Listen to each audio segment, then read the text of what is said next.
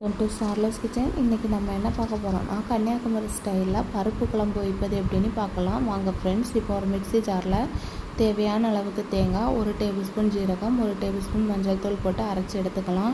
இப்போ ஒரு குக்கரில் 3/4 கப்பு பருப்பு, 4 பச்சை மிளகா, தேவையான அளவு உப்பு, ஒரு தக்காளி பழம், ஒரு 10 பல் பூண்டு, ஒரு 7-8 சின்ன வெங்காயம் உரித்து ஒரு 6 விசில் போட்டு நல்லா வேக வச்சுக்கலாம். வெந்த பருப்பை இந்த அளவுக்கு மசியணும்.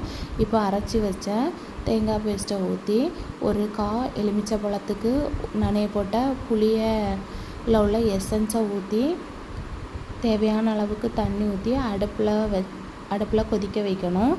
இப்போ அந்த கேப்பில் ஒரு பேனில் ஒரு 2 டேபிள் ஸ்பூன் தேங்காய் எண்ணெய், 4 குண்டு வத்தல், அப்புறம் 1 டேபிள் ஸ்பூன் கடுகு பொரிஞ்சதும் 1 கொத்து கருவேப்பிலை போட்டு நம்ம கொதிக்க வச்சுருக்க பருப்புக்குள்ளே ஊற்றி நல்லா கொதிக்க வச்சு இறக்குனா அருமையான பருப்பு குழம்பு, கன்னியாகுமரி ஸ்டைல் பருப்பு குழம்பு ரெடி.